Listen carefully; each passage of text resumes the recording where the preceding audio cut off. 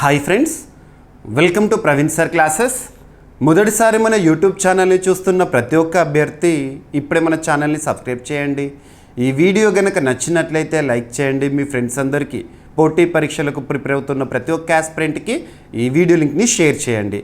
ఇక ఈరోజు ఆగస్టు 22, 2025 వార్తలు నిలిచిన జాతీయ, అంతర్జాతీయ, రాష్ట్రీయ అంశాల గురించి, వార్తలు నిలిచిన వ్యక్తులు, అవార్డులు, పుస్తకాలు, మరి క్రీడా సంబంధిత సమాచారం, ఒక్కొక్క అంశాన్ని వివరంగా తెలుసుకుందాం. అంతకంటే ముందుగా నిన్నటి డైలీ కరెంట్ అఫైర్స్ వీడియోలో అడిగిన ప్రశ్నకి వివరణతో కూడిన సమాధానాన్ని చూద్దాము. సో ఇక్కడ క్వశ్చన్ వచ్చేసి ఒక రాష్ట్రానికి సంబంధించి ఇవ్వడం జరిగింది. మొట్టమొదటి రాష్ట్రంగా ఇటీవల ఆ రాష్ట్రం ఈ విషయంలో వార్తల్లోకి వచ్చింది. మనం కరెంట్ అఫైర్స్లో భాగంగా కొన్ని టాపిక్స్ని సూపర్లేటివ్స్గా డిస్కస్ చేస్తున్నాం. ఏ టాపిక్స్ని?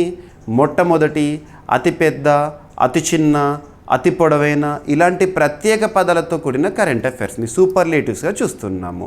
సో ఇక్కడ సూపర్లేటివ్ టాపిక్ ఇది. సో ప్రశ్నని మరొకసారి చూడండి. ఆల్రెడీ మన డైలీ కరెంట్ అఫైర్స్ వీడియోలో డిస్కస్ చేసిన టాపిక్ని క్వశ్చన్గా ఇచ్చాను. So easy question. Juvenile justice బాలల సంరక్షణ చట్టం 2015 ప్రకారము సైన్ లాంగ్వేజ్ అనువాదకులు, స్పెషల్ ఎడ్యుకేటర్లను జ్యుడిషియల్ వ్యవస్థలో అధికారికంగా నియమిస్తూ ఇటీవల ఏ రాష్ట్రం వార్తల్లోకి వచ్చింది? అలా భారతదేశంలో మొట్టమొదటి రాష్ట్రంగా ఈ ఇనిషియేటివ్తో. Direct answer Punjab. సో పంజాబ్లో ప్రస్తుతం అధికారంలో ఉన్న పార్టీ ఏంటి? ఆమ్ ఆద్మీ పార్టీ. ముఖ్యమంత్రిగా ఎవరు విధులు నిర్వర్తిస్తున్నారు? భగవత్ సింగ్ మాన్ గారు. గుర్తుంచుకోండి, భగవత్ సింగ్ మాన్ గారు. ఆ రాష్ట్ర ప్రభుత్వం తీసుకున్న కీలక నిర్ణయం ఏ చట్టం ఆధారంగా? సో ఏదైనా ఒక చట్టం గురించి మనం నేర్చుకునేటప్పుడు, పోటీ పరీక్షల కోణంలో గుర్తుంచుకునేటప్పుడు కన్సర్న్డ్ ఇయర్ అనేది ఇంపార్టెంట్. సో ఏ ఇయర్ గుర్తుపెట్టుకోవాలి. సో జువెనైల్ జస్టిస్ బాలల సంరక్షణ చట్టం 2015. ఇంగ్లీష్లో ఏమంటాము? Juvenile justice care and protection of children act 2015. ఈ చట్టం ప్రకారము స్పెషల్ చిల్డ్రన్ ఉంటారు కదా, స్పెషల్ చిల్డ్రన్ ఉద్దేశించే సైన్ లాంగ్వేజ్ అనువాదకులను మరియు స్పెషల్ ఎడ్యుకేటర్లను న్యాయ వ్యవస్థలో, జ్యుడిషియల్ వ్యవస్థలో అధికారికంగా నియమించింది పంజాబ్ రాష్ట్రం. గుర్తుపెట్టుకోండి, న్యాయ వ్యవస్థ లేదా న్యాయ సేవ అన్ని వర్గాల వారికి అందుబాటులో ఉండాలని చెప్పేసి ఈ నిర్ణయం తీసుకుంది పంజాబ్ రాష్ట్ర ప్రభుత్వము. గుర్తుపెట్టుకోండి, ఇటీవల పంజాబ్ రాష్ట్రానికి సంబంధించి ఇలాంటి అంశాలు చాలాసార్లు మనం చూస్తున్నాం. లాస్ట్ 2 years బ్యాక్ కంజుగల్ విజిట్స్ని ప్రారంభించిన భారతదేశంలోనే మొట్టమొదటి రాష్ట్రంగా పంజాబ్. ఇలాంటివన్నీ లింక్ చేసుకుంటూ చూడాలి. సో న్యాయ వ్యవస్థకి సంబంధించింది. ఓకేనా? సో ఇక్కడ స్క్రిప్ట్ మరొకసారి చూడండి. పంజాబ్ ప్రభుత్వం ఇటీవల ఒక కీలక నిర్ణయాన్ని తీసుకుంది. ఆ నిర్ణయం ఏంటంటే జువెనైల్ జస్టిస్ బాలల సంరక్షణ చట్టం 2015 ప్రకారము పంజాబ్ రాష్ట్రంలో sign language, so sign language ఉంటుంది కదా, సో సైగల ద్వారా, ఓకేనా, అనువాదకులు, స్పెషల్ ఎడ్యుకేటర్లను జ్యుడిషియల్ వ్యవస్థలో అధికారికంగా నియమించడం జరిగింది పంజాబ్ రాష్ట్ర ప్రభుత్వము. ఈ నిర్ణయం యొక్క ప్రాముఖ్యత ఏంటంటే ఇలాంటి ఇనిషియేటివ్ భారతదేశంలో మొదటిసారి పంజాబ్ రాష్ట్రంలో. ఉద్దేశం ఏంటి? న్యాయ వ్యవస్థను అన్ని వర్గాల వారికి అందుబాటులోకి తెచ్చేందుకు తీసుకున్న ఒక చారిత్రాత్మక నిర్ణయంగా చెప్పవచ్చు. దివ్యాంగులు, so persons with disability, so దివ్యాంగులు ముఖ్యంగా వినికిడి, మాటల సమస్యలు ఉన్నవారు ఎవరైతే ఉంటారో, ముఖ్యంగా చెప్పాలంటే డెఫ్ అండ్ డమ్ అటువంటి వాళ్ళకి, ఓకేనా, న్యాయస్థానాల్లో తమ సమస్యలను మరింత సమర్థవంతంగా చెప్పుకునేందుకు ఇది వీలవుతుంది. ఆ సైన్ లాంగ్వేజ్ ఆధారంగా వాళ్ళు చెప్తూ ఉంటే అనువాదకులు ఎవరైతే ఉంటారో ఎక్స్ప్లెయిన్ చేస్తూ ఉంటారు. గుర్తుపెట్టుకోండి, ఈ విధమైన ఇనిషియేటివ్. ఓకేనా? So juvenile justice act 2015 year గుర్తుపెట్టుకోండి, ఎగ్జామినేషన్లో అడుగుతారు. 18 సంవత్సరాల లోపు పిల్లలు. ఓకేనా? సో జువెనైల్ అంటే 18 సంవత్సరాల కంటే తక్కువ వయసున్న బాలుడు లేదా బాలిక. ఓకేనా? సో చిన్నారుల రక్షణ, సంరక్షణ కోసం కేంద్ర ప్రభుత్వం రూపొందించిన ఒక చట్టంగా చెప్పచ్చు. రైట్? సో పంజాబ్ రాష్ట్రంలో ప్రస్తుతం ముఖ్యమంత్రిగా ఎవరున్నారు? రైట్.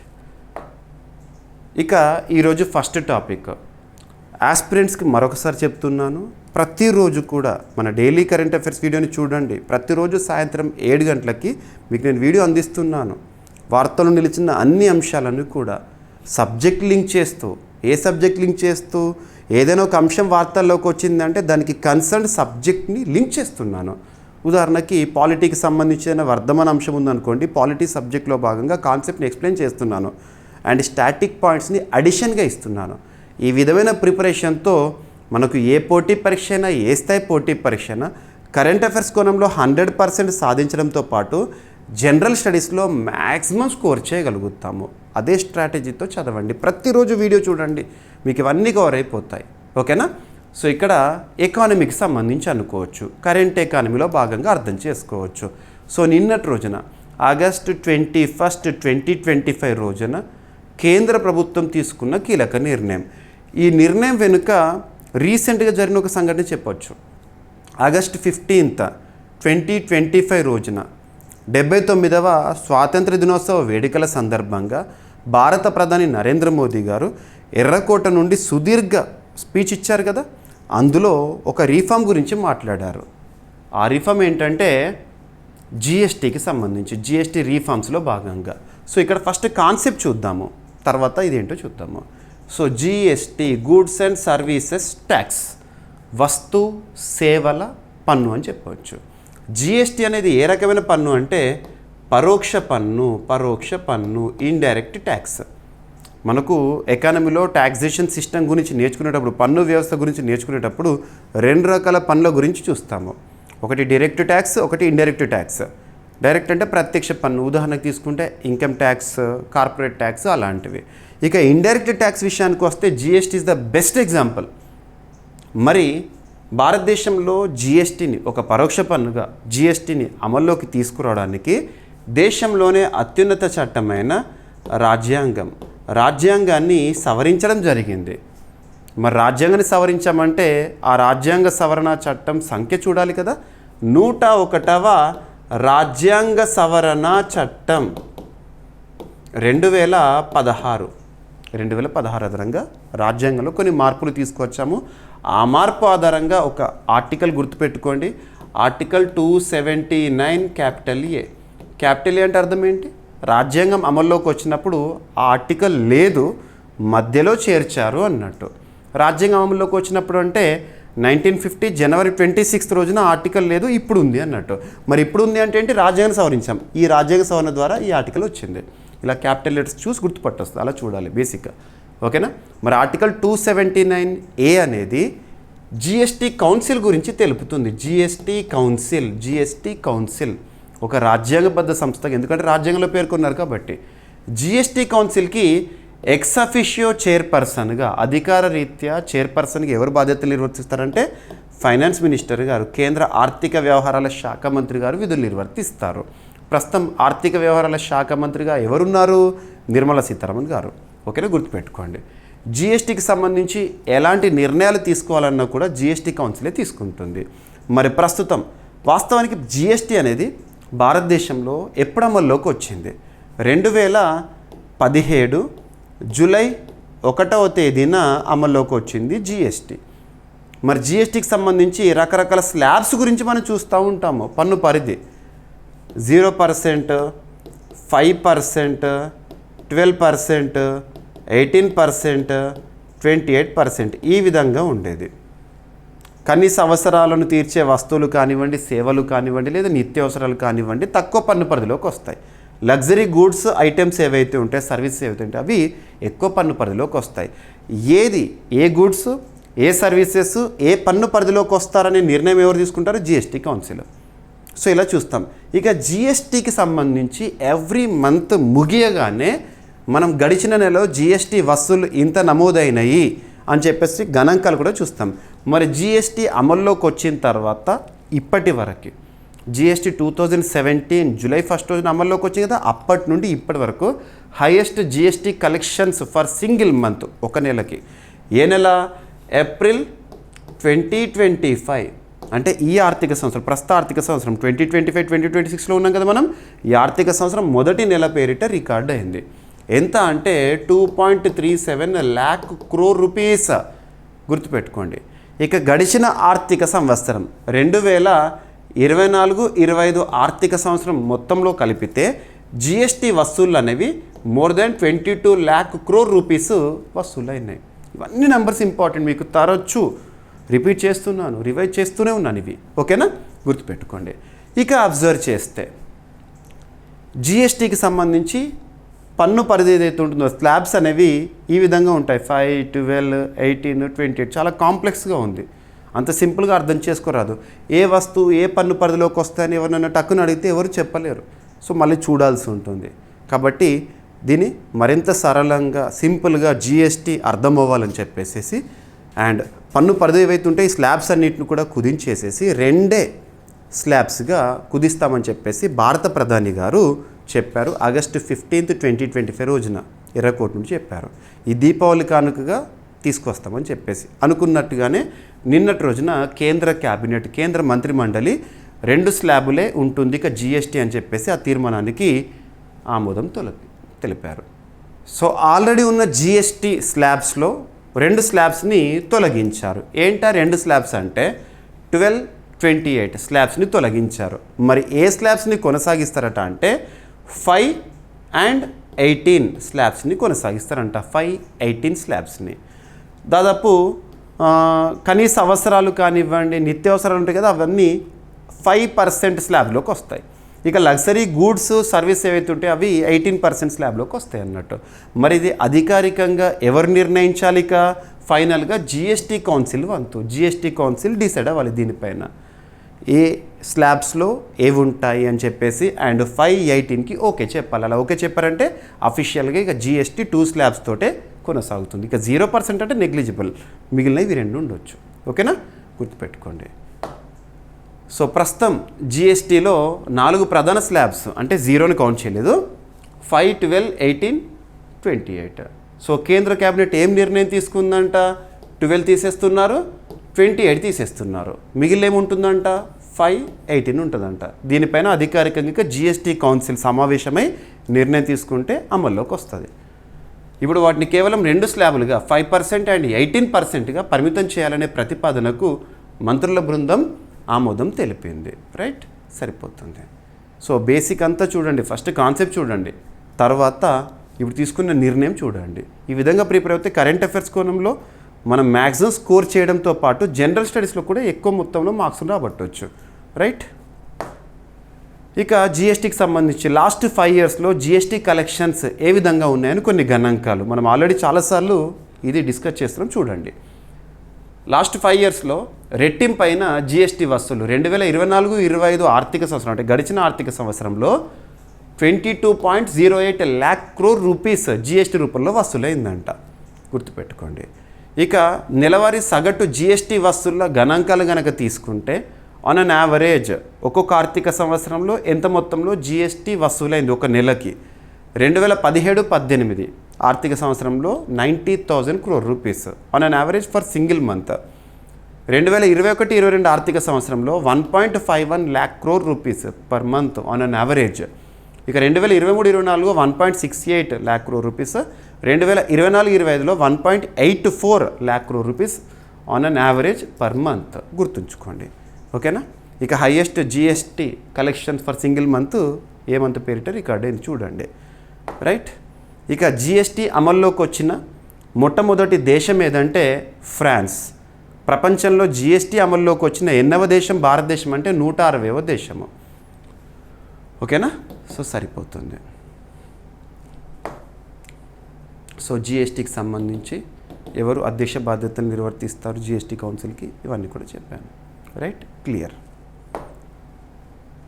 సో కరెంట్ పాలిటీలో భాగంగా సో పోటీ పరీక్షల్లో పాలిటీకి సంబంధించి ఎక్కువగా వర్ధమాన అంశాలపైన క్వశ్చన్స్ అడుగుతున్నారు. వర్ధమాన అంశాలు అంటే ఏంటంటే వార్తలు నిలిచిన అంశాన్ని ట్రిగ్గర్ చేస్తూ మనం స్టాటిక్ సబ్జెక్ట్లో భాగంగా లింక్ చేస్తూ ఇస్తున్నారు. సో ఇక్కడ అబ్జర్వ్ చేస్తే లోక్సభ, రాజ్యసభ మనం ఆగస్టు 21, 2025 రోజున పార్లమెంటు సమావేశాల నిరవధిక వాయిదా అని చెప్పేసి చూసాము. మీరు ఆగస్టు 22 పేపర్స్ అన్నీ కూడా అబ్జర్వ్ చేసి ఉంటారు. సో అర్జన్ సైనడై అని చెప్పేసి ఒక పదం గుర్తుపెట్టుకోండి. అర్జన్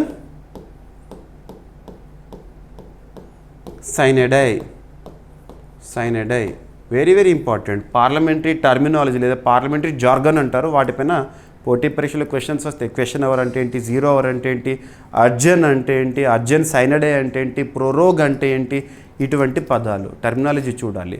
సో ఇక్కడ మనం అన్ని వార్తాపత్రికలు కూడా చూస్తున్నాం ఆగస్టు 22, 2025 రోజున. సో లోక్సభ మరియు రాజ్యసభ సమావేశాలకు సంబంధించి అర్జెంట్ సైనడై పదం అంటే ఏంటంటే సమావేశాలు ఏవైతే ఉంటాయి, సభ సమావేశాలు ఉంటాయో ప్రస్తుతం మనము జూలై 21, 2025 నుండి జూలై 21, 2025 నుండి ఆగస్టు 21, 2025 వరకు మాన్సూన్ సెషన్స్ని చూసాము. మాన్సూన్ సెషన్ అంటే వర్షాకాల సమావేశాలు. ఈ సమావేశాలను నిరవధికంగా వాయిదా వేశారు, అర్జెంట్ సైనడై చేశారు. అర్జెంట్ సైనడై అనేది ఎవరి అధికారం అని పోటీ పరీక్షలు అడుగుతారు. ఎవరి అధికారము? సభాధ్యక్షుడు. సభాధ్యక్షుడు అంటే ఏ సభ? మనకు పార్లమెంట్లో బైకామరల్ 2 సభలు ఉన్నాయి. మరి 2 సభలు అంటే ఒకటి రాజ్యసభ, ఒకటి లోక్సభ. లోక్సభ అంటే house of people, Rajya Sabha house of states. మరి సభాధ్యక్షులు అంటే ఎవరు? లోక్సభకి స్పీకర్ ఉంటారు, రాజ్యసభకి చైర్మన్ ఉంటారు. రాజ్యసభకి చైర్మన్ అంటే ఎక్స్ అఫిషియోగా వైస్ ప్రెసిడెంట్ ఉంటారు, కానీ ఉపరాష్ట్రపతి పదవి ప్రస్తుతం ఖాళీగా ఉంది కాబట్టి డిప్యూటీ చైర్మన్ ఉంటారు కదా, తనే యాక్టివ్గా రోల్ ప్లే చేశాడు ఈ లాస్ట్ 1 month కూడా, హరివంశీ గారు. మరి సభాధ్యక్ష హోదాలో ఎవరైతే ఉంటారో వారికి ఉండే అధికారం అర్జెంట్ సైనడై. కామన్గా సెషన్ ఒక సంవత్సరం ఒక క్యాలెండర్ ఇయర్ తీసుకుంటే 3 సార్లు పార్లమెంట్ సమావేశం అవుతుంది. 3 సార్లు. ఫస్ట్ వచ్చేసి బడ్జెట్ సెషన్స్ అంటే ప్రతి ఆర్థిక సంవత్సరం కోసం ఉద్దేశించబడిన బడ్జెట్ని ఆర్థిక వ్యవహారాల శాఖ మంత్రి గారు ప్రవేశపెడతారు కదా, ఆ సమావేశాల్లోనే బడ్జెట్ సెషన్ ఒకటి. రెండవది వర్షాకాలంలో మాన్సూన్ సెషన్. నెక్స్ట్ వచ్చేసేసి శీతాకాలంలో వింటర్ సెషన్, శీతాకాల సమావేశాలు. ఒక సమావేశం యొక్క ముగింపు తేదీ మరొక సమావేశం యొక్క ప్రారంభ తేదీ మధ్యలో విరామం గ్యాప్ అనేది 6 months దాటకూడదు. గుర్తుపెట్టుకోండి, 6 నెలలు దాటకూడదు. సర్వసాధారణంగా మనకు 3 సార్లు సమావేశం అవుతుంది పార్లమెంట్. మరి ఇక్కడ సమావేశాలు సెషన్ అంటాము. సిట్టింగ్ అంటే ఆ సమావేశాల సమయంలో ఎన్నిసార్లు సభ కార్యక్రమాలు జరిగింది ఆ కౌంట్ చేస్తారు. అర్జన్ అంటే ఏంటంటే ఉదాహరణకు సభాధ్యక్షుడు అర్జన్ అని అంటారు. అంటే ఏంటంటే సమయం చెప్తారు. The session is urgent for 15 minutes అన్నాడు అనుకోండి. The session is urgent for 15 minutes అంటే సభని తాత్కాలికంగా ఒక 15 గంట సేపు 15 నిమిషాల పాటు వాయిదా వేస్తున్నాను అంటే అర్థం ఏంటి? మళ్ళీ 15 గంటకు వచ్చేసేసి కూర్చోవాలన్నట్టు సభాధ్యక్షుడికి ఉండే అధికారము. అర్జెంట్ సైనడే అనే అధికారం కూడా ఎవరికి ఉంటుందంటే సభాధ్యక్షుడికి ఉంటుంది. ద సెషన్ ఈజ్ అర్జెంట్ సైనడే అన్నారు అనుకోండి, ఎటువంటి సమావేశ సమయం చెప్పకుండానే ఇక నిరవధికంగా వాయిదా వేయడం అన్నట్టు. ఈ అధికారం అర్జెంట్ సైనడే అధికారం ఎవరికి ఉంటుందని అడుగుతారు ఎగ్జామినేషన్లో. సభాధ్యక్షుడికి ఉంటుంది 2 సభల్లో కూడా. కామన్గా మనకు రాష్ట్రాల్లో శాసనసభల్లో కూడా ఇదే పదాలు ఉంటాయి. ఇంకొకటి ఉంటుంది article 85, very very important, part 5 of Indian constitution. రాజ్యాంగంలోని 5వ భాగంలో 85th ఆర్టికల్లో భాగంగా సమన్ ప్రోరోగ్ అనే 2 పదాలు ఉంటాయి. సభ సమావేశాలను అధికారికంగా ప్రారంభించడాన్ని సమన్ అంటాము, అధికారికంగా ముగింపు పలకడాన్ని ప్రోరోగ్ అంటాము. సమన్, ప్రోరోగ్ ఈ 2 కూడా అధికారాలు ఎవరికి ఉంటాయంటే పార్లమెంట్ అయితే రాష్ట్రపతికి ఉంటుంది. పార్లమెంట్ ఆర్టికల్ 85 ఆధారంగా. మరి ఇక్కడ సెషన్ ఈజ్ అర్జెంట్ సైనడే అయిపోయింది, నిరవధిక వాయిదా. ఇక మనకు విదిన్ 2 to 3 daysలో ప్రోరోగ్ అనే ఒక అఫీషియల్ లెటర్ వస్తుంది రాష్ట్రపతి నుండి. అంటే సమావేశాలను అధికారికంగా ముగింపు పలకడము. ప్రోరోగ్ అనేదేమో రాష్ట్రపతికి ఉండే అధికారం పార్లమెంట్ విషయంలో ఆర్టికల్ 85. అర్జెంట్ సైనడే అర్జెంట్ అనేదేమో సభాధ్యక్షుడికి ఉంటుంది. లోక్సభ అయితే స్పీకర్కి, రాజ్యసభ అయితే ఆ సీట్లు ఎవరు ఉంటారో వాళ్ళకు, అంటే చైర్మన్కి, డిప్యూటీ చైర్మన్కి. గుర్తుపెట్టుకోండి, ఇది వార్తల్లోకి వచ్చింది. 1 నెల రోజుల పాటు జరిగిన పార్లమెంటు సమావేశాలు, వర్షాకాల సమావేశాలు, మాన్సూన్ సెషన్స్ సో నిరవధిక వాయిదా పడ్డాయి అన్నట్టు. మీరు అన్ని వార్తాపత్రికలు చూస్తుంటారు. ఓకేనా? సో ప్రారంభం జూలై 21 ప్రారంభమైంది, ఆగస్టు 21తో ముగిసినాయి. ఓకేనా? రైట్. ఇక కాల వ్యవధి సుమారు 1 నెల పాటు జరిగినాయి. లోక్సభలో మరి ఈ సమావేశ సమయంలో ఈ మాన్సూన్ సెషన్లో ఎన్ని బిల్లులకు ఆమోదం తెలపడం జరిగింది? లోక్సభలో అయితే మొత్తం 12 బిల్లులు ఆమోదించబడ్డాయి, 12 బిల్లులు. రాజ్యసభలో అయితే 14 బిల్లులు ఆమోదం పొందబడ్డాయి. కీలక చట్ట సవరణలు మనం అబ్జర్వ్ చేస్తే జిఎస్టీ స్లాబ్ ధరల సవరణలు, ఆన్లైన్ గేమింగ్ నియంత్రణ బిల్లు అండ్ క్రీడల పాలనపై అంటే స్పోర్ట్స్ గవర్నెన్స్ బిల్లు ఇటువంటివి. ఓకేనా? ఇక సైనడై అంటే ఏంటంటే తదుపరి సమావేశ తేదీ నిర్ణయించకుండా సభను నిరవధిక వాయిదా వేయడము. నెక్స్ట్ ఎప్పుడు సమావేశం కావాలో చెప్పకుండా సభాధ్యక్షుడు సైన్ డే అంటారు అన్నట్టు. ఓకేనా, ఇది స్పీకర్ నిర్ణయం ప్రకారం ప్రకటించబడుతుంది. సాధారణంగా ప్రతి పార్లమెంటరీ సెషన్ చివర ఇలా సైన్ డే వాయిదా వేయడం అనేది జరుగుతుంది. రైట్. సో భారత పార్లమెంటు సాధారణంగా సంవత్సరంలో ఒక క్యాలెండర్ ఇయర్లో 3 సార్లు సమావేశం అవుతుంది. ఫస్ట్ వచ్చేసి బడ్జెట్ సమావేశాలు. మనం ఎవ్రీ ఇయర్ ఫిబ్రవరి 1 రోజున ఆర్థిక సంవత్సరాన్ని ఉద్దేశించిన యాన్యువల్ ఫినాన్షియల్ స్టేట్మెంట్ ఆర్టికల్ 112 ఆధారంగా ప్రవేశపెడతారు కదా, ఈ సమావేశాలునే ఫిబ్రవరి ఏప్రిల్ మధ్యలో జరుగుతుంది. మాన్సూన్ సమావేశాలు జూలై ఆగస్ట్ ఈ సమయంలో. శీతాకాల సమావేశాలేమో ఇయర్ ఎండ్లో నవంబర్ డిసెంబర్ ఆ సమయంలో. రైట్. మరి పార్లమెంటు సమావేశాల ముగింపు అవుతుంది అనే సమయంలో ఆగస్టు 20th 2025 రోజున 3 కీలక బిల్లులు అనేవి వివాదాస్పదమైనవి. ప్రతిపక్ష నాయకులు ఏం చేశారంటే, సో సమావేశం జరుగుతునేటప్పుడే పేపర్లను చింపేసేసి హోంమంత్రి పైన విసిరేశారు. ఇవన్నీ కూడా మనం చూసాం మనం. సో ఆ 3 కీలక బిల్లులు దేనికి సంబంధించిందో చూద్దాము. కరెంట్ పాలిటీలు బాగా అడుగుతారు. ఒకటి వచ్చేసేసి 130th కాన్స్టిట్యూషనల్ అమెండ్మెంట్ బిల్, 130వ రాజ్యాంగ సవరణ బిల్లు. దాని యొక్క ఉద్దేశం ఏంటంటే, ప్రధానమంత్రి కానీ, రాష్ట్రాల్లో ఉండే ముఖ్యమంత్రులు కానీ, కేంద్ర మంత్రులు కానీ, లేదా రాష్ట్రాల్లోని మంత్రులు కానివ్వండి, ఎవరైనా సరే అధికారంలో ఉన్నవారు ఎవరైతే మంత్రులు ఎవరైతే ఉంటారో వాళ్ళు 30 రోజుల పాటు తీవ్ర నేరారోపణలతో జైల్లోకి వెళ్ళారనుకోండి, డిటెన్షన్లో ఉన్నారనుకోండి, వాళ్ళు ఇక అధికారం నుండి లేదా అధికారాన్ని కోల్పోతారని చెప్పే ఒక బిల్లు. రెండవది వచ్చేసి జమ్మూ కాశ్మీర్ రాష్ట్ర హోదా కల్పించడానికి, so Jammu Kashmir reorganisation bill 2025. Third వచ్చేసి యూనియన్ టెరిటరీస్కి సంబంధించిన అమెండ్మెంట్ బిల్లు. ఆ 3 బిల్లులు కూడా వివాదాస్పదమైన జేపీసీకి పంపించారు. అవేంటో ఇక్కడ వివరంగా చూద్దాము. సో 130వ రాజ్యాంగ సవరణ బిల్లు 2025. ఇది ఒక బిల్లు అనేది చట్టంగా మారాలంటే పార్లమెంటు ప్రక్రియ ముగిసిన తర్వాత రాష్ట్రపతి వద్దకు వస్తే ఆర్టికల్ 111 ఆధారంగా ఆ బిల్లుని యాక్సెప్ట్ చేస్తే చట్టం అవుతుంది. ఇది బిల్లు. ఇప్పటివరకు రాజ్యాంగ సవరణ చట్టాలేమో 106 ఉన్నాయి. 106 రాజ్యాంగ సవరణ చట్టం 106th కాన్స్టిట్యూషనల్ అమెండ్మెంట్ యాక్ట్ అంటాము, 2023 ఆ సమయంలో చూసాం మనం. సో చట్టసభల్లో మహిళా రిజర్వేషన్ సంబంధించి ఆ తర్వాత 107th రాలే. ఇక్కడ ఇది బిల్లు 130వ రాజ్యాంగ సవరణ బిల్లు. ఓకేనా. సో ఈ బిల్లును లోక్సభలో ప్రవేశపెట్టి జాయింట్ పార్లమెంటరీ కమిటీకి బదిలీ చేశారు. తీవ్ర నేరారోపణలపై కస్టడీలో ఉన్న మంత్రులు అధికారంలో కొనసాగకుండా నైతికత, ప్రజా విశ్వాసం, పారదర్శకతను కాపాడటం కోసం ఉద్దేశించబడింది. ఇది బిల్లో సూచించిన రాజ్యాంగ ప్రకరణలు. మరి మంత్రిమండలి, కేంద్ర మంత్రిమండలి గురించి, ప్రధానమంత్రి గురించి కానివ్వండి, మనం ఆర్టికల్ 75లో భాగంగా చూస్తాము.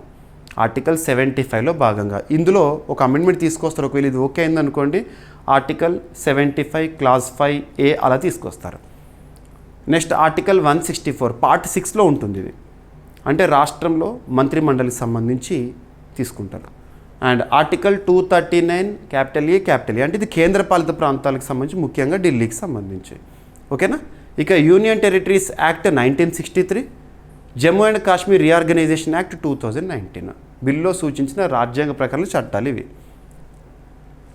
ఇక సో బిల్లు ప్రధాన లక్ష్యాలు. 130th కాన్స్టిట్యూషనల్ అమెండ్మెంట్ బిల్ ఉద్దేశం ఏంటంటే సుపరిపాలన, గుడ్ గవర్నెన్స్ని అందించే ప్రభుత్వ వ్యవస్థను రూపొందించడం కోసం, లేదా నేరరహిత రాజకీయాలను చూడడం కోసము, సాధారణ ప్రజల విశ్వాసాన్ని కాపాడటం కోసము, కస్టడీలో ఉన్న మంత్రుల ద్వారా అధికారం దుర్వినియోగం జరిగే అవకాశాలను నివారించడం కోసము, చట్టపరమైన నైతిక ప్రమాణాలు భద్రపరచడము. ఇకపోతే ముఖ్య నిబంధనలు. So automatic removal. ప్రధాని, ముఖ్యమంత్రి సహా ఏ మంత్రి అయినా, కేంద్ర మంత్రులైనా, రాష్ట్ర మంత్రులైనా 5 సంవత్సరాలు లేదా అంతకన్నా ఎక్కువ శిక్షార్హ నేరంలో అరెస్ట్ అయ్యి 30 రోజులకు పైగా నిర్బంధంలో ఉంటే, డిటెన్షన్లో ఉంటే, కస్టడీలో ఉంటే 31వ రోజు తాలూకు పదవిని వదిలివేయాలి. అది చెప్తుంది బిల్లు. ఓకేనా.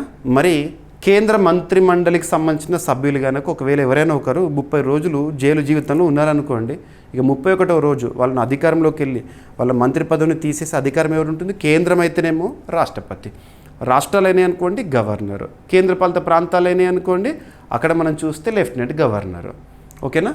అసెంబ్లీతో కూడిన కేంద్రపాలిత ప్రాంతాల విషయానికి వస్తే మనకు ప్రస్తుతం ఢిల్లీ, జమ్మూ కాశ్మీర్, పుదుచ్చేరి ఉన్నాయి. ఇక నిర్ణీత ప్రధాన ప్రక్రియ ఆధారంగా తొలగింపు అనేది అమలు చేస్తారు. ఓకేనా? సో ప్రధాని 31వ రోజున రాష్ట్రపతికి మంత్రిని తొలగించాలని సలహా ఇవ్వాలి. ఇలా సలహా ఇవ్వకపోతే కూడా మంత్రిని తదుపరి రోజు నుంచి పదవిలో నుండి తొలగించినట్టుగా పరిగణిస్తారు. మరి ఇక్కడ కొన్ని ఈ బిల్లుకి సంబంధించి కొంత క్లారిటీ రావాలి. ఇంకా ఏంటంటే ఒకవేళ 30 రోజులు కంటిన్యూ జైల్లో ఉంటే వాళ్ళ పదవికి దూరం అవుతారు అన్నారు. ఒకవేళ జైలుకు వెళ్ళే ముందు రిజైన్ చేస్తే ఏమవుతుంది? అటువంటివి ఇవన్నీ కొన్ని ఆన్సర్స్ అనేవి మిగిలిపోయినాయి. అండ్ ప్రతిపక్షాలు ఏమంటున్నారంటే, ముఖ్యంగా కాంగ్రెస్ సంబంధించి కానీ ఇతర నాయకులు ఏమంటున్నారంటే, దీని ద్వారా ప్రజాస్వామ్యాన్ని కూనీ చేసే అవకాశాలు ఉన్నాయి ప్రభుత్వం అని చెప్పేసి విమర్శలు చేస్తున్నారు. సో ప్రజాస్వామ్య దేశంలో ప్రజలు ఎన్నుకున్న ప్రభుత్వాన్ని ఎలా పక్కన పెడతారు, ప్రజలు ఎన్నుకున్న వ్యక్తులు ఎవరైతే ఉంటారో వాళ్ళని ఎలా పక్కన పెడతారని చెప్పేసి కొన్ని విమర్శలు వస్తున్నాయి. విమర్శలు అనేవి ఎక్కడైనా సర్వసాధారణము. సో పరిపాలనలో భాగంగా అధికారంలో ఉన్న వాళ్ళు బిల్లును ప్రవేశపెట్టడము, చట్టాలు తీసుకురావడం అనేది సర్వసాధారణము. ఒక రకంగా చెప్పాలంటే ఇది ఒక మంచి అంశంగా చెప్పొచ్చు. కేంద్ర ప్రభుత్వం తీసుకోవచ్చు ఒక మంచి గొప్ప మార్పుకి మాత్రం ఇది నాంది అని చెప్పొచ్చు. రైట్? సో రాష్ట్రాలు, కేంద్రపాలిత ప్రాంతాలకు పొడిగింపు ఇవన్నీ కూడా. రైట్? ఇక తీవ్రమైన నేరారోపణలు ఎదుర్కొంటున్న మంత్రులు పదవిలో కొనసాగితే రాజ్యాంగ నైతికతను దెబ్బతీసే అవకాశం ఉంది కాబట్టి ఇటువంటివి తీసుకుంటున్నారు. ఇక కేంద్ర ప్రభుత్వం ప్రవేశపెట్టిన 3 బిల్లుల్లో ఒకటి వచ్చేసి కేంద్రపాలిత ప్రాంతాల సవరణ బిల్లు, అంటే government of union territories amendment bill 2025. Delhi, Puducherry, Jammu Kashmir వీటికి వర్తిస్తుంది. అసెంబ్లీతో కూడిన కేంద్రపాలిత ప్రాంతాలకు. లక్ష్యం అక్కడి సీఎంలు, మంత్రులపై నేరారోపణలు ఉంటే పదవి తాత్కాలికంగా రద్దు చేయడం. ఓకేనా? ప్రభుత్వ వాదన, నైతిక విలువలకు ప్రాధాన్యత, బాధ్యతతో పాలన. ఇక సెకండ్ వచ్చేసి 130th constitution amendment bill. And next Jammu Kashmir పునర్వ్యవస్థీకరణ, Jammu Kashmir reorganisation amendment bill 2025. ఓకేనా? సో జమ్మూ కాశ్మీర్ తిరిగి రాష్ట్ర హోదా కల్పించడం. లడఖ్కి కాదు, జమ్మూ కాశ్మీర్కి రాష్ట్ర హోదాని 2019లో తొలగించారు. 2019 ఆర్టికల్ 370 వాజ్ రిపీల్డ్. అది అమల్లోకి వచ్చింది October 31, 2019. గుర్తుపెట్టుకోండి, మళ్ళీ రాష్ట్ర హోదా ఇవ్వడానికి. రైట్? సరిపోతుంది. ప్రతిపక్షాల విమర్శలు ఏమంటున్నారంటే, రాజకీయ దుర్వినియోగం, సిబిఐ, ఈడీ వంటి సంస్థల ద్వారా టార్గెట్ చేసి పదవులు తీసేయవచ్చని ఆరోపిస్తున్నారు. ఎవరైనా ఒక ముఖ్యమంత్రిని కానివ్వండి టార్గెట్ చేసి ఈడీ ఆరోపణలతో పక్కన పెడితే ఎలా ఉంటుంది? ఇలాంటివన్నీ గతంలో కూడా మనం చూసాము. వాస్తవానికి ఈ బిల్లు మనకు చూడగానే ముఖ్యమంత్రులు అనగానే అవినీతి ఆరోపణలతో జైల్లోకి వెళ్ళిన ప్రముఖులు అరవింద్ కేజ్రీవాల్ కానివ్వండి, హేమంత్ సోరెన్ కానివ్వండి, ఇటువంటి వాళ్ళు గుర్తొస్తారు. వాళ్ళు చేసిన తప్పులకు జైలు పాలయ్యారు. అటువంటి వాళ్ళని పక్కన పెట్టవచ్చు ఇటువంటిది ఉంటే. ఓకేనా? ఇక మరి జేపీసీకి పంపించారు. సో జాయింట్ పార్లమెంటరీ కమిటీకి. ఓకేనా? సో అది అధ్యయనం చేస్తుంది. రానున్న పార్లమెంట్ శీతాకాల సమావేశాలు తొలి వారాంతంలో నివేదిక సమర్పిస్తుంది. ఇక జేపీసీ అనేది కూడా ఇంపార్టెంట్. భారతదేశ చరిత్రలో కీలకమైన బిల్లుల విషయంలో జాయింట్ పార్లమెంటరీ కమిటీల ఏర్పాటు అనేది సభలో జరుగుతాయి. ఇప్పటివరకు భారతదేశ చరిత్రలో కొన్ని కీలకమైన జేపీసీలు గుర్తుపెట్టుకోండి. 1987 ఇయర్లో బోఫోర్స్ స్కామ్ విషయంలో అధ్యయనం చేయడానికి భారత్లో తొలి జేపీసీ, జాయింట్ పార్లమెంటరీ కమిటీ. 1992లో హర్షద్ మెహతా స్టాక్ స్కామ్ ఉంటుంది కదా, దానిపైన మార్కెట్ మోసంపై విచారణ కోసము. 2011 సంవత్సరంలో 2G స్పెక్ట్రమ్ స్కామ్ పైన అధ్యయనం చేయడానికి ప్రసిద్ధ రాజకీయ దోపిడీ కేసు అది. ఇక ఇవి రెండైతే మీరు ఖచ్చితంగా గుర్తుపెట్టుకోవాలి. ఎగ్జామినేషన్లు అడుగుతారు. రానున్న పోటీ పరీక్షలు ఈ 1 year, 1.5 year, నెక్స్ట్ 2 yearsలో ఏ పోటీ పరీక్షలు అడుగుతారు. వక్ఫ్ బిల్ ఉమ్మీద్ అని చెప్పి సిటీలో మనం చూసాం కదా, April 5th or 6th ఆ సమయంలో చట్టంగా మారింది అమెండ్మెంట్. వక్ఫ్ బిల్లుపై అధ్యయనం చేయడానికి జేపీసీ ఎవరి ఆధ్వర్యంలో అంటే జగదంబిక పాల్. ఇక 2024లో 1 Nation 1 Election పైన అధ్యయనం చేయడానికి పిపి చౌదరి గారి ఆధ్వర్యంలో. ఇవన్నీ గుర్తుపెట్టుకోవాలి.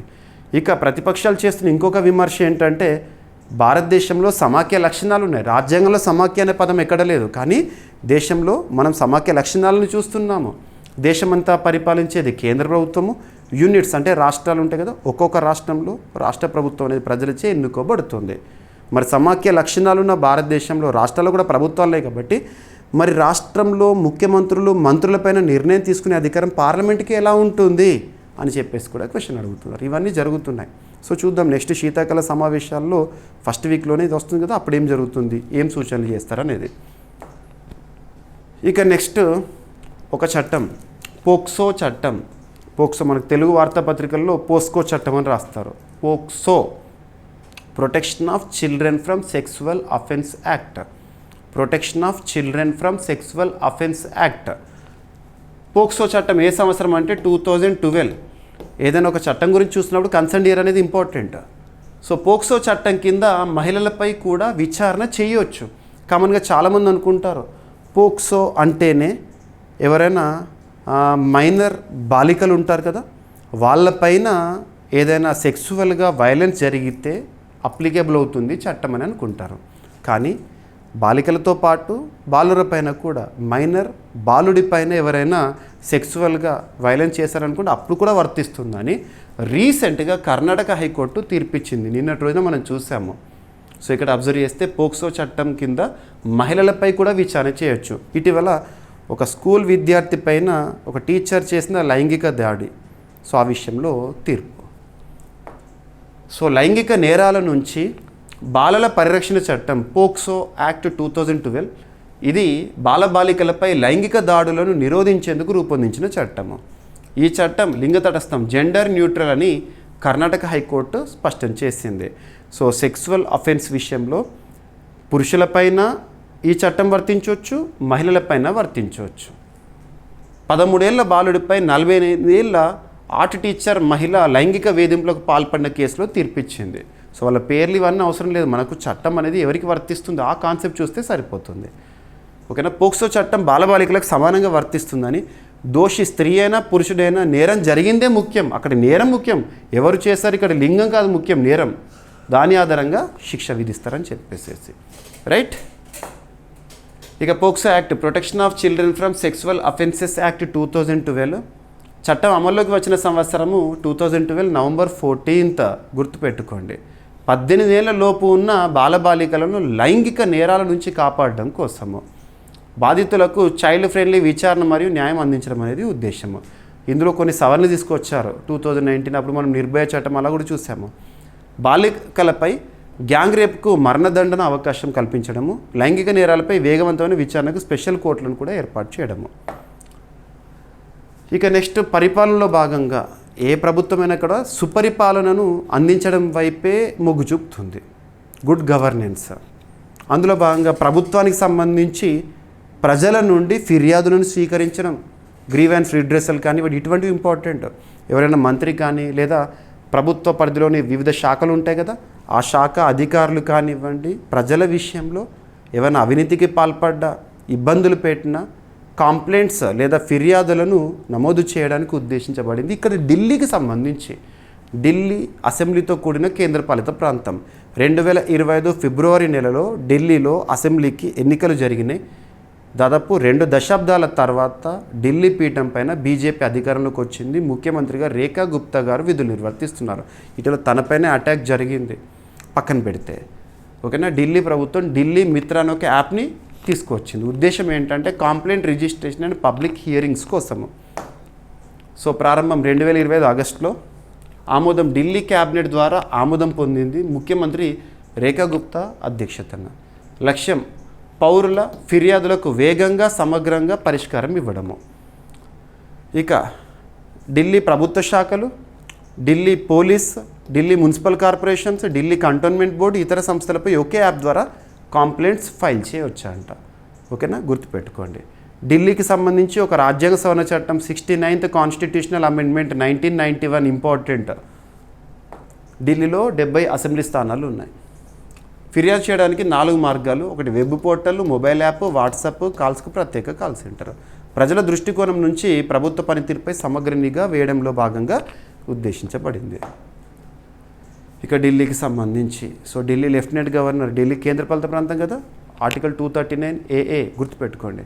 వినయ్ కుమార్ సక్సేనా గారు లెఫ్టినెంట్ గవర్నర్గా ఉన్నారు, రేఖా గుప్తా గారు ముఖ్యమంత్రిగా ఉన్నారు. ఇక నెక్స్ట్ ఒక ఇనిషియేటివ్ బ్రేకింగ్ బ్యారియర్స్ ఫెలోషిప్ అనేది వార్తల్లోకి వచ్చింది. ఎవరికి సంబంధించి అంటే దివ్యాంగుల కోసం. దివ్యాంగులు అనే పదాన్ని వాడాలి, ఎప్పుడైనా గుర్తుపెట్టుకోండి. వికలాంగులు అనే పదాన్ని వాడకండి. దివ్యాంగులు లేదంటే పర్సన్స్ విత్ డిజేబిలిటీ అనండి, లేదా స్పెషల్లీ ఏబుల్డ్ పర్సన్స్ అనండి. ఓకేనా. దేశంలో ఎవరికైనా కూడా గౌరవప్రదమైన జీవితం అనేది ఉంటుంది. ఎవరిని కూడా ఎలాంటి మాటలతో కూడా మనం వారి మనసును గాయపెట్టే విధంగా ఉండకూడదు. దివ్యాంగుల కోసం ఒక ఆర్టికల్ని రాజ్యాంగంలో లింక్ చేయండి అంటే ఏ ఆర్టికల్ లింక్ చేయొచ్చు అంటే article 41 of Indian constitution, DPSPs, directive principles of state policy, ఆదేశిక సూత్రాల్లో భాగంగా ఆర్టికల్ 41. అందులో భాగంగా వృద్ధుల సంక్షేమము, దివ్యాంగుల సంక్షేమం ఎట్సెట్రా అలా వస్తాయి. అండ్ దివ్యాంగుల కోసం అమలవుతున్న చట్టాలు కనుక మనం అబ్జర్వ్ చేసామనుకోండి, persons with disability, equal opportunities, protection of rights, full participation act 1995, దివ్యాంగులు సమాన అవకాశాలు హక్కుల పరిరక్షణ సంపూర్ణ భాగస్వామ్య చట్టం 1995.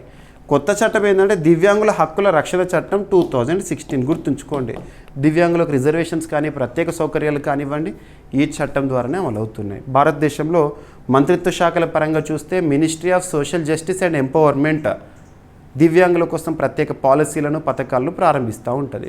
ఇక దివ్యాంగుల కోసం ప్రత్యేకంగా department of empowerment of persons with disabilities, Divyangjan ఒక శాఖ ఉంది కేంద్ర ప్రభుత్వానికి సంబంధించి. వారి ఆధ్వర్యంలో ఒక ఫెలోషిప్ ప్రోగ్రామ్ అనేది ప్రారంభమైంది. సహకార సంస్థలు ఏంటి కూడా చూడాలి.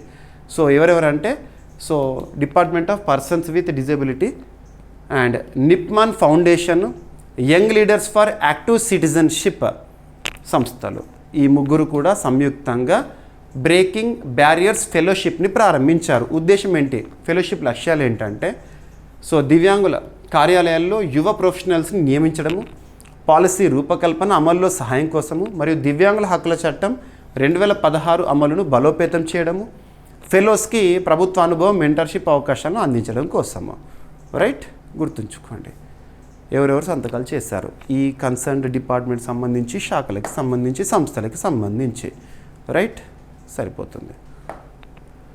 ఇక persons with disability protection of rights act 2016, భారత రాజ్యాంగం, United nations convention on rights of persons with disabilities ప్రాతిపదికన రూపొందించబడిన చట్టం ఇది.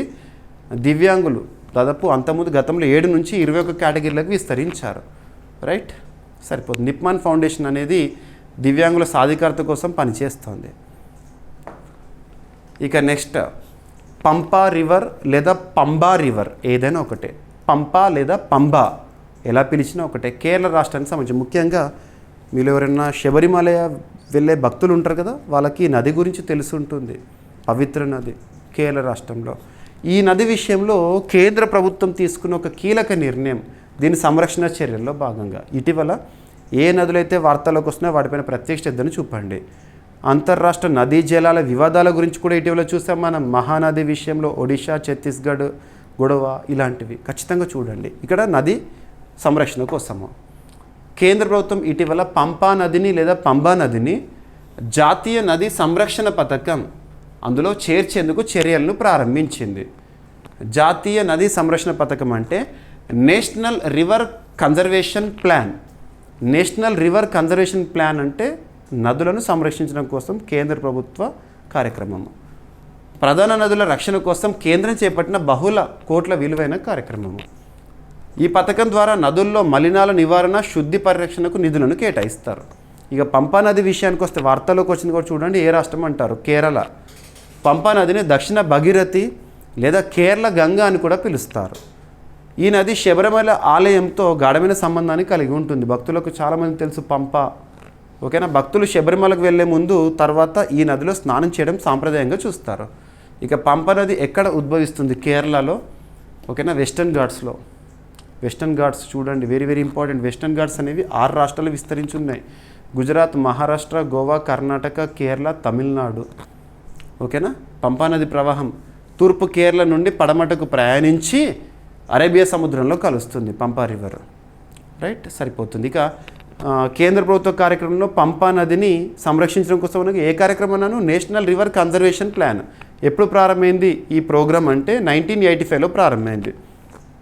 ఏ మంత్రిత్వ శాఖ ఆధ్వర్యంలో అంటే ministry of environment forest climate change పరిధిలో అమలవుతున్న కార్యక్రమం నేషనల్ రివర్ కన్జర్వేషన్ ప్లాన్. ఓకేనా. ఇక నెక్స్ట్ థర్మల్ విద్యుత్ లక్ష్యాన్ని పెంచింది కేంద్ర ప్రభుత్వము. థర్మల్ విద్యుత్ లక్ష్యాన్ని ఓకేనా కోల్ లిగ్నైట్ ఆధారిత శక్తిని ఉత్పత్తి చేయడం కోసము 97కి. సో 2025 ఆగస్టులో కేంద్ర విద్యుత్ శాఖ మంత్రి శ్రీపాద్ యశో నాయక్ రాజ్యసభలో ఒక ప్రశ్నకు రాతపూర్వకంగా స్పందిస్తూ కీలక ప్రకటన చేశారు. థర్మల్ విద్యుత్ కోల్ లిగ్నైట్ ఆధారిత స్థాపిత సామర్థ్యాన్ని ఇన్స్టాల్డ్ కెపాసిటీని 2034-35 అంటే FY35 ఆర్థిక సంవత్సరానికి మరో 97 గిగావాట్లుగా అభివృద్ధి చేయాలని లక్ష్యంగా పెట్టుకున్నారు. కొత్త లక్ష్యం ఇది. పాత లక్ష్యం మునుపటి లక్ష్యం FY32 నాటికి 90 గిగావాట్స్, ఇప్పుడు FY35 నాటికి 97 గిగావాట్స్. ఓకేనా. లక్ష్యాల పెంపుతో ఎవరికి లాభం? ఈ పెంపు వల్ల 2034-35 ఆర్థిక సంవత్సరం నాటికి దేశంలో మొత్తం థర్మల్ విద్యుత్ సామర్థ్యము 307 గిగావాట్స్కి చేరుతుందంట. గుర్తుపెట్టుకోండి. రైట్, సరిపోతుంది. ఇక 5 ఏళ్లలో ఆటోమొబైల్ దిగ్గజంగా భారత్ అవతరించనుంది. ఆటోమొబైల్ అంటే కార్లు వెహికల్స్ ఉంటాయి కదా, వాటి విషయంలో ఎవరు చెప్పారు ఈ స్టేట్మెంట్ అంటే మీరు అన్ని వార్తాపత్రికలు చూస్తుంటారు. నితిన్ గడ్కరీ గారు, కేంద్ర జాతీయ రహదారుల శాఖ మంత్రిగా ఉన్న నితిన్ గడ్కరీ గారు చెప్పిన స్టేట్మెంట్స్. సో భారత్ ఆటోమొబైల్ రంగాన్ని వచ్చే 5 ఏళ్లలో ప్రపంచంలో నెంబర్ 1 స్థానానికి చేర్చేందుకు లక్ష్యంగా పెట్టుకున్నట్లు కేంద్ర రవాణా శాఖ మంత్రి నితిన్ గడ్కరీ గారు ప్రకటించారు.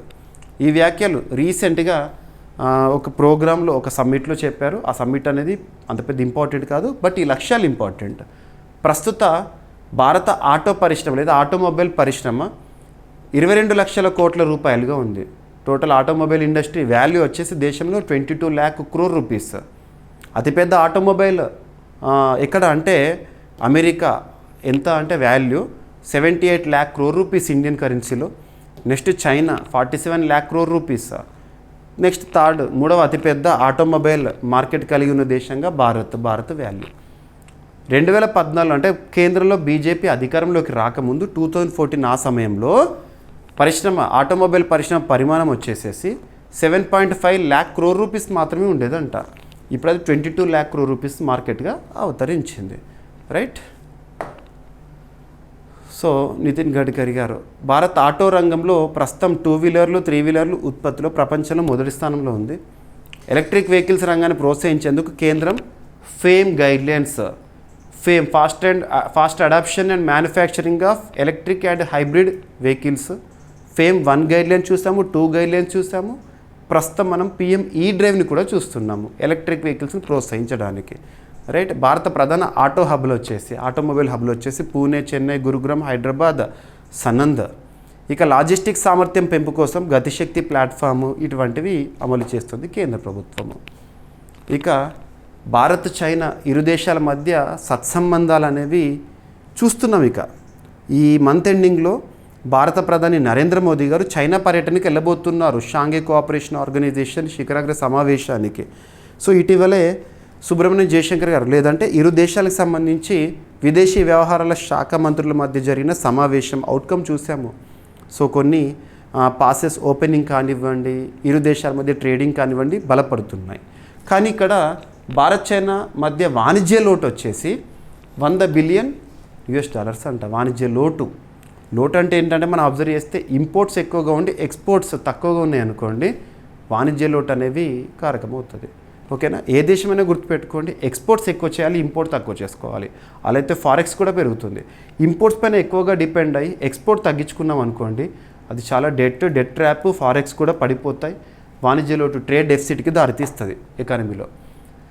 భారత్ చైనా మధ్య ద్వైపాక్షిక వాణిజ్యంలో భారత్కు $100 బిలియన్ వాణిజ్య లోటు ఉందని గ్లోబల్ ట్రేడ్ రీసెర్చ్ ఇనిషియేటివ్ గుర్తుపెట్టుకోండి. గ్లోబల్ ట్రేడ్ రీసెర్చ్ ఇనిషియేటివ్ వాణిజ్య రంగానికి సంబంధించి హెచ్చరించింది. ఇది భారత దిగుమతుల్లో చైనా వాటా అత్యధికంగా పెరగడం వల్ల ఏర్పడిన పరిస్థితి అంట. వాణిజ్య లోటు కారణం చైనానే. 2014 నుండి 2024 మధ్యకాలంలో భారత దిగుమతుల్లో చైనా వాటా గణనీయంగా పెరిగిందని నివేదిక వెల్లడించింది. ఓకేనా. దిగుమతుల్లో చైనా ప్రాబల్యాన్ని కనుక చూస్తే టెలికాం ఎలక్ట్రానిక్స్లో 57.2%, యంత్రాలు హార్డ్వేర్లో 44%, రసాయనాలు ఔషధాలు 28.3%. ఈ 3 రంగాల్లో భారత్ చైనాపై అధికంగా ఆధారపడుతుందంట. రైట్, సరిపోతుంది.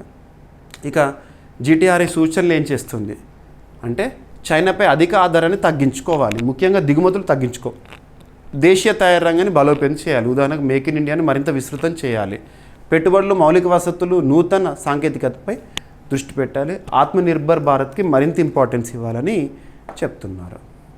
ఇక గ్లోబల్ ట్రేడ్ రీసెర్చ్ ఇనిషియేటివ్ వాణిజ్య విశ్లేషణపై పనిచేసే స్వతంత్ర సంస్థ. వాణిజ్యం అంటే మనకి ఏ మంత్రిత్వ శాఖ గుర్తుకు రావాలి? Ministry of commerce. Trade, exports, imports అంటేనే వాణిజ్య వ్యవహారాల శాఖ. ఇక ట్రేడ్ డెఫిసిట్ అంటే దిగుమతులు ఎక్కువ ఉండడం, ఎగుమతులు అయితే తక్కువ ఉండడము, అలా ఏర్పడే లోటు. రైట్. ఇక నెక్స్ట్, తరచూ వార్తలు నిలుస్తున్న అంశాల్లో ఐఐటీస్ని రెగ్యులర్గా రిపీటెడ్గా చూస్తున్నాము. అందులో కూడా IIT Madras, Indian institute of technology Madras చాలాసార్లు వార్తల్లోకి వస్తుంది ఇటీవల. సో ఇక్కడ IIT Madras FedEx SMART centre ప్రారంభం అని చెప్పేసేసి. ఫెడెక్స్ అంటే అమెరికాకి సంబంధించిన ఒక సంస్థ, మన భారతదేశానికి సంబంధించిన ఐఐటి మద్రాస్, అమెరికాకి సంబంధించిన సంస్థ ఫెడెక్స్ మధ్య కుదిరిన ఒప్పందంలో భాగంగా స్మార్ట్ సెంటర్ ప్రారంభోత్సవం అనేది ఇటీవల వార్తల్లోకి వచ్చింది. ఓకేనా. ఫెడెక్స్ కార్పొరేషన్ అమెరికాకు చెందిన ప్రముఖ లాజిస్టిక్స్ సంస్థ. ఓకేనా. కేంద్రం పేరు ఏంటంటే FedEx SMART centre. So smart centre అంటే ఫుల్ ఫామ్ ఏంటంటే supply chain modelling algorithms research and technology centre. ఎవరి సహకారంతో? భారతదేశంలో ఐఐటి మద్రాస్ సహకారంతో. లక్ష్యం ఏంటంటే కృత్రిమ మీద, ఆర్టిఫిషియల్ ఇంటెలిజెన్స్ ప్రస్తుతం ప్రపంచాన్ని నడిపిస్తుంది కృత్రిమ మీద. అటువంటి కృత్రిమ మీద ఆధారిత స్థిరమైన లాజిస్టిక్స్ పరిష్కారాలను అభివృద్ధి చేయడము, సరఫరా గొలుసు నిర్వహణను దక్షతతో వేగంగా ఖర్చు తగ్గించేలా మలచడము. ఇక ఐఐటి మద్రాస్ 1959లో ఏర్పాటైంది, తమిళనాడు కేంద్రంగా పనిచేస్తుంది. ఫెడెక్స్ ఫెడరల్ ఎక్స్ప్రెస్ కార్పొరేషన్ 1971లో యుఎస్ఏలో ఏర్పాటైంది. ఇక నెక్స్ట్, భారతదేశానికి సంబంధించి EXIM bank, export import bank of India, మరియు ఆఫ్రికాకి సంబంధించి ఎకోవాస్ బ్యాంక్ మధ్య కుదిరిన ఒప్పందము, 2 బ్యాంకుల మధ్య. ఓకేనా. సో ఇక్కడ భారతదేశానికి చెందిన export import bank of India EXIM బ్యాంక్కి 2020 ఆగస్టులో ఎకోవాస్ bank for investment and development EBID లేదా ఎకోవాస్ బ్యాంకుతో ఒప్పందం యొక్క వాల్యూ ఎంత అంటే $40 మిలియన్ వాణిజ్య రుణ ఒప్పందం అనేది జరిగింది. ఎవరెవరికి? ఎగ్జిమ్ బ్యాంక్కి అండ్ ఎకోవాస్ బ్యాంకుకి. ఈ ఒప్పందం ద్వారా పశ్చిమ ఆఫ్రికాలో అభివృద్ధి ప్రాజెక్టులకు మరింత ఆర్థిక మద్దతు ఇస్తుంది. భారతదేశం వివిధ దేశాలకు సాయం చేయాలంటే ఎగ్జిమ్ బ్యాంక్ నుండే మనం చూస్తూ ఉంటాం, రుణాలు, లైన్ ఆఫ్ క్రెడిట్ ఇటువంటివి. ఇక ఎకోవాస్ గురించి అబ్జర్వ్ చేస్తే economic community of western African states, Africa ఖండంలోని వెస్టర్న్ సైడ్ ఉంటాయి వాటికి సంబంధించి మొత్తం ఎన్ని దేశాలు ఉన్నాయంటే 15 దేశాలు ఎకోవాస్లో. ఇది 1975లో స్థాపించబడిన పశ్చిమ ఆఫ్రికా దేశాల ఆర్థిక సమాఖ్య. ఓకేనా. ఎకోవాస్ ప్రధాన కార్యాలయం నైజీరియాలో ఉంది. రైట్. ఇక ఏబిడ్ గురించి, ఎకోవాస్ bank for investment and development. So ఇది ఎకోవాస్ సమాఖ్యకు చెందిన ఆర్థిక అభివృద్ధి విభాగము. ప్రధాన కార్యాలయం వచ్చేసి టోగో దేశం లోమే నగరంలో ఉంది.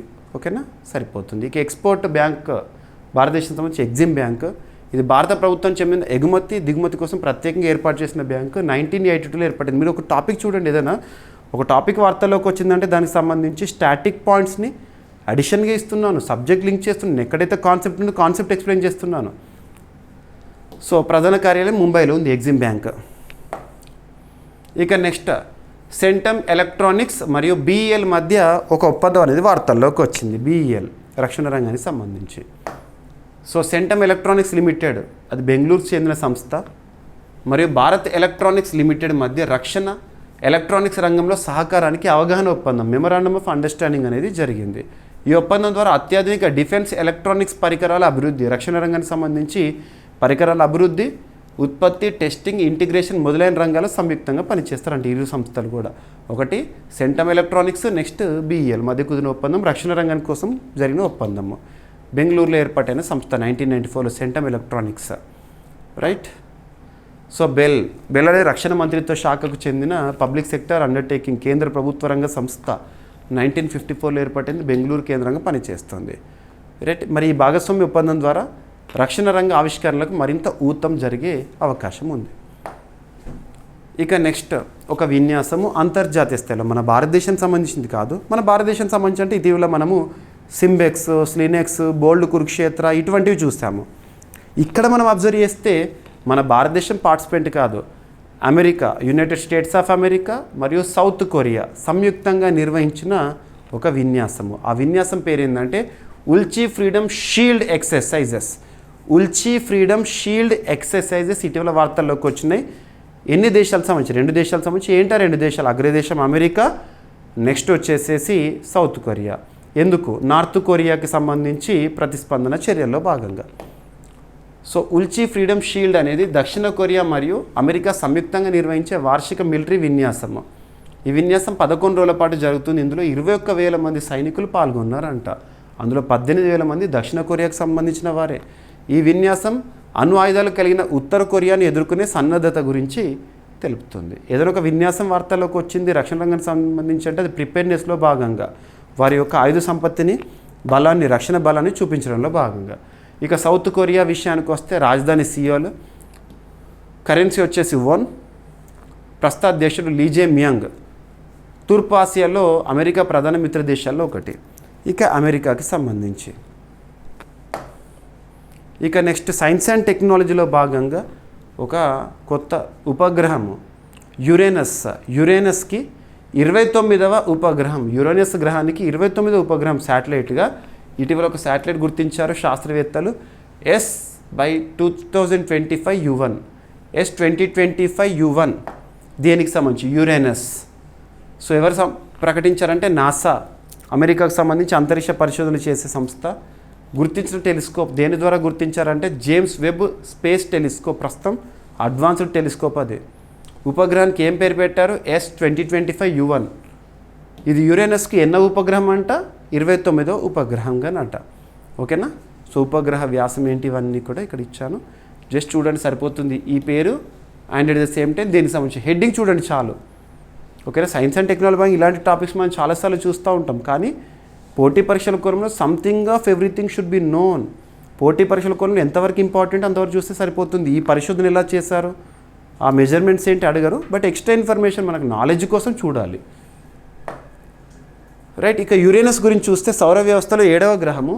విశేషత ఏంటంటే దీని భ్రమణ అక్షం 90 degreesకి దగ్గరగా వంగి ఉంటుంది. వాతావరణం మీథేన్ వాయువుతో నీలిరంగులో కనిపిస్తుంది. రైట్. ఇప్పటికీ యురేనస్కి సంబంధించిన పేర్లు ఏంటి? ఇక జేమ్స్ వెబ్ టెలిస్కోప్ 2021 డిసెంబర్ 25న ప్రారంభము. NASA, European Space Agency, CSA అంటే కెనడా స్పేస్ ఏజెన్సీ వారు సంయుక్త ప్రయోగము. గతంలో హబుల్ టెలిస్కోప్ ఉంది కదా, దానికి అడ్వాన్స్డ్ వర్షన్. ఇక నెక్స్ట్ ఒక సదస్సు, అందులో భారత ప్రతిభ. ఇక్కడ చాలామంది ఆస్పిరెంట్స్ కన్ఫ్యూజ్ అవుతారు కాబట్టి 2 టాపిక్స్ని మళ్ళీ లింక్ చేస్తున్నాను. ఒక టాపిక్ ఇక్కడ వార్తల్లోకి వచ్చింది, ఈరోజు వార్తల్లోకి వచ్చింది ఏంటంటే ఇంటర్నేషనల్ ఎర్త్ సైన్స్ ఒలింపియాడ్ అది.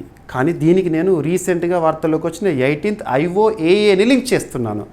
ఎందుకంటే 2 కూడా 18th ఎడిషనే. ఒకటేమో చైనా ఆతిథ్యంలో, ఒకటేమో భారత ఆతిథ్యంలో.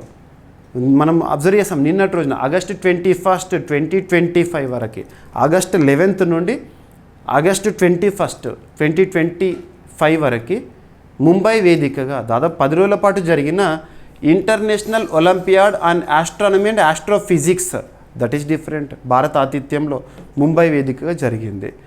సో దాని యొక్క థీమ్ ఏంటంటే uniting minds exploring the universe. So ఇది ఆల్రెడీ మనం డిస్కస్ చేసాం, లాస్ట్ వీక్లోనే డిస్కస్ చేసాము.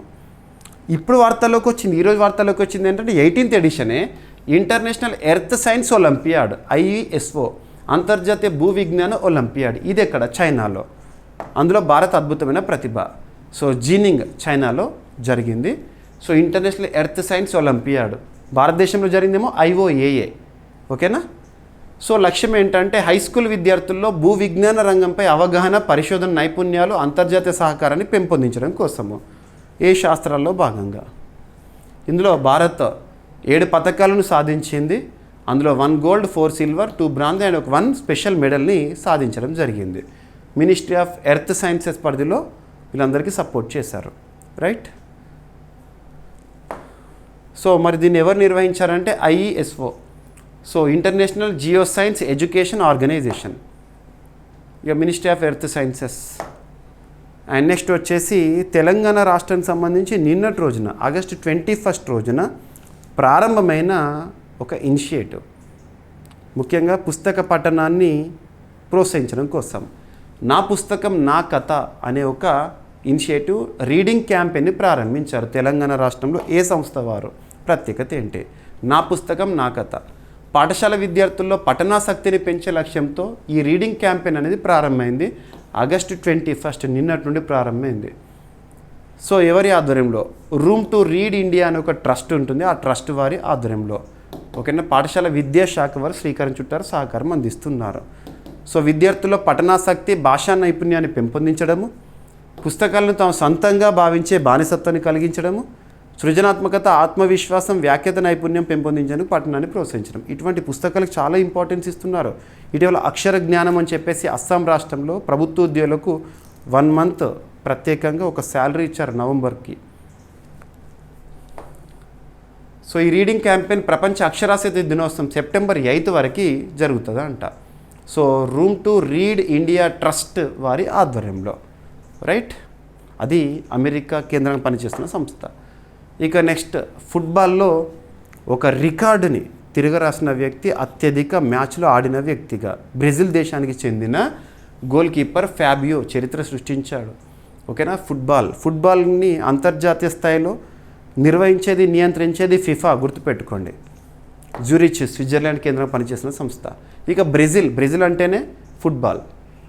సో బ్రెజిల్ చెందిన ఫ్లూమినెన్సెస్ క్లబ్ గోల్ కీపర్ ఫ్యాబియో విశిష్ట గౌరవం అందుకున్నాడంట. అత్యధిక ఫుట్బాల్ మ్యాచ్లో ఆడిన ఆటగాడిగా గిన్నిస్ వరల్డ్ రికార్డు సృష్టించాడు. ఫ్యాబియో తన కెరీర్లో ఇప్పటివరకు 1391 మ్యాచ్లు ఆడి ఈ ఘనతను సాధించాడు. అతని వయసు 44 years.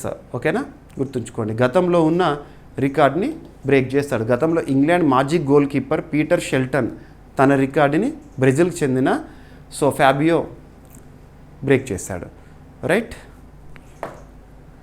ఇక ఈరోజు ప్రశ్న ప్రతి ఒక్కరి సమాధానం ఇవ్వండి. సో ప్రతిరోజు వీడియో చూస్తున్న వాళ్ళు వేలాది మంది అభ్యర్థులు, బట్ కామెంట్ బాక్స్లో కామెంట్స్ మాత్రము 100, 200, 300, 100లో వస్తున్నాయి. సో మీ ఫీడ్బ్యాక్ ఇవ్వండి వీడియో పట్ల. ఎట్ ద సేమ్ టైం ప్రతిరోజు అడుగుతున్న ప్రశ్న ఎంత ఇంపార్టెంట్ అంటే, రానున్న ఏ పోటీ పరీక్షనే, ఏ స్థాయి పోటీ పరీక్షన పలానా అంశాల నుండి తప్పనిసరిగా ప్రశ్నలు వస్తాయని వేటినైతే నేను భావిస్తున్నాను వాటిని అడుగుతున్నాను. సో తప్పైనా పర్లేదు, సగం ఆన్సర్ తెలిసినా పర్లేదు, పోస్ట్ చేయండి ఆన్సర్ కామెంట్ బాక్స్లో. నెక్స్ట్ డే ఎలాగో ఎక్స్ప్లెనేషన్ ఇస్తాను కాబట్టి క్లారిటీ వస్తుంది. ఇక్కడ తప్పు చేసినా కూడా మనం ఎగ్జామినేషన్ హాల్లో అలర్ట్గా ఉండగలుగుతాము. ఓకేనా. సో ఇక్కడ క్వశ్చన్, రక్షణ రంగంలో స్వావలంబన లక్ష్యంగా భారత సైన్యము ఐఐటి సహకారంతో అగ్నిశోధ్ అనే ప్రత్యేక పరిశోధన కేంద్రాన్ని ఎక్కడ ప్రారంభించింది? ఐఐటి సహకారంతో ఎక్కడ?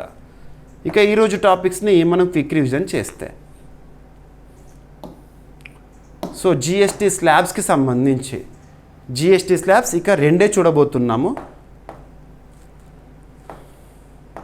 అండ్ సో సైనడై, అర్జెంట్ సైనడై అంటే అర్థం ఏంటి? పార్లమెంటరీ జార్గన్లో భాగంగా. అండ్ ఇటీవల కేంద్ర ప్రభుత్వం ప్రవేశపెట్టిన వివాదాస్పదమైన 3 బిల్లులు ఏంటి? అందులో 130th కాన్స్టిట్యూషనల్ అమెండ్మెంట్ బిల్ ఏం చెప్తుంది?